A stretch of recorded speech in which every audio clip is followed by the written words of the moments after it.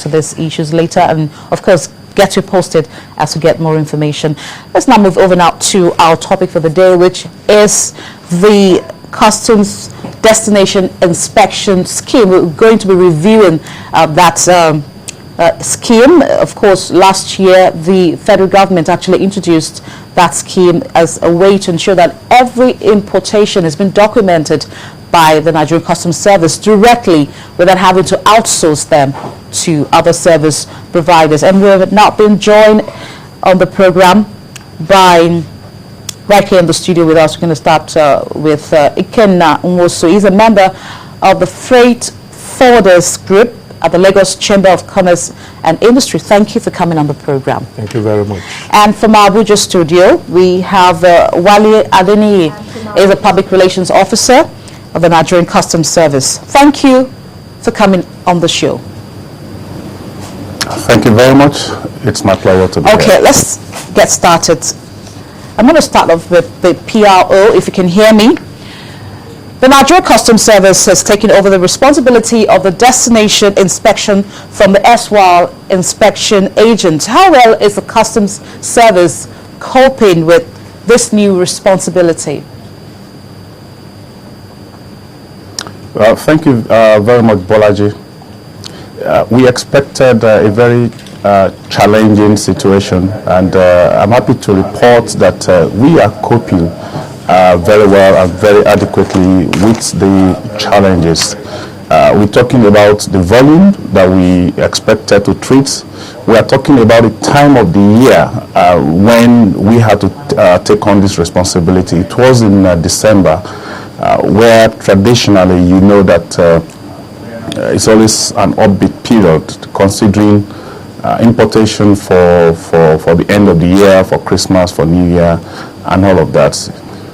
All the same, we were able to cope with the challenges of volumes, challenges of putting in place a new process, challenges of mobilizing stakeholders behind the new scheme, and eventually getting it off to a smooth start. Okay, I'll get back to you, Wale. Just hold the thoughts for us for a moment. Let me listen to Ikenna. Ikenna, a lot of people have argued that the Customs Service is not ready for these transition in carrying out the responsibility of destination inspection. Now, since their takeover, do you think that they've done well? Or not? Since I think their takeover, do you think that they've done well? Destination inspection of goods, imports basically, is becoming global best practice everywhere in the world since after 9/11. And it's been debated over a year before customs took over, so everybody was in agreement that that should happen. The organized private sector is fully in support of it as a federal government. It's not a custom policy, it's a federal government policy. So we're fully in support of it, and we are, as stakeholders, we are partnering with customs to see it work. Now, yes, the PRO was right. The takeover on December 1st last year was at the peak time of importation, usually December, early January. So what 3 different inspection agents used to do now is 1 unit of government doing that. And that's a lot of responsibility. Now, yes, there are advantages in the DI process. Customs gets more trained, the agents get more trained. However, the way it has worked, like the PRO said, the expected challenges. The prescription in the DI document is that the pass should be issued within 6 hours of submitting your final documents. The first pass was issued in 58 minutes. That was a record one. But like the deluge of applications all over the country has made customs to have some challenges in meeting up the timing. And of course, they seek partnership from stakeholders to understand the challenges that they have. So, as a key enabler of the process, rather than have importers and agents accrue demurrage on their cargo, the customs approved that importers can take pre-release of their cargo by paying duty based on their invoices, which is what is on now. So you submit a letter to the area controller in the area where your cargo is, and then the letter is processed, is approved for you to take your cargo. Whenever the PAR is eventually issued, then you perfect. If there's a shortfall in duty, you pay the difference. Yes, there's been some complaints that that process is a bit drawn out. Sometimes there are delays because the area controller is one man. He has to sign these papers. So the recommendation is that perhaps the customs should think of making that application process electronic. I mean, the process of issuing the PAR is electronic, so why shouldn't the process of application be electronic as well? You apply electronically, approval is given electronically.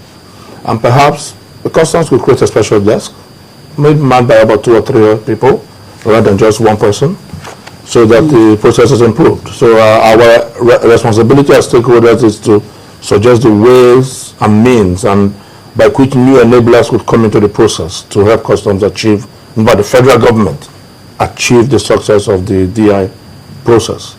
Now again, there's this little disequilibrium that comes up when at the end of the day, if you pay duty based on your invoice and then there is a query by one of the units of customs, maybe the valuation unit, or query an amendment, and you are asked to pay additional duty, then what if the PAR comes out later and says, no, the value you had before was fine, so you paid an excess of duty?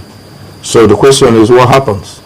So the recommendation from our end is that perhaps what used to operate in the 70s and 80s, what they call the duty adjustment slip, should be introduced so that some of these excess duties can be credited to the importer for future consignments, because that disequilibrium shouldn't be there. The process of getting duty refunds is a bit drawn out. It could take up to a year. Because not only at the customs level, it goes to finance and accounting. I'm just quite interested in the ICT factor right now, because you mentioned electronic processing of the forms to enable you clear your cargo. I'm going to ask Wale this question.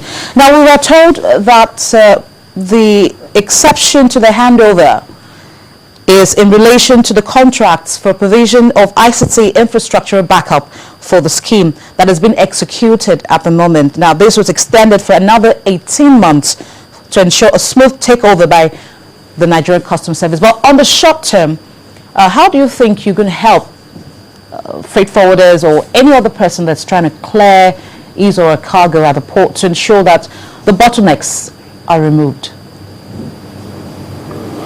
Yeah, thank you. I think the approach that customs put in place was to envisage this bottleneck in the first instance.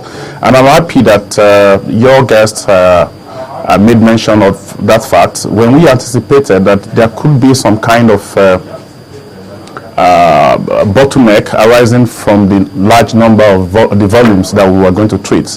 So the realistic option was what's the route that the customs took to ensure that those who did not have PAR can submit their invoice. I'm talking about trying to make this system electronic. The PAR system is already electronic. There's no point trying to replicate what we have done in PAR with the short gap measures that we have taken to address an emerging situation of congestion.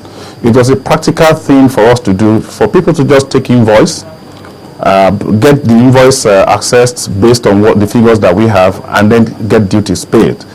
Figures can be reconciled later if it was high or if it was lower. Now, some of the things that we also did was to create help desks in all these offices.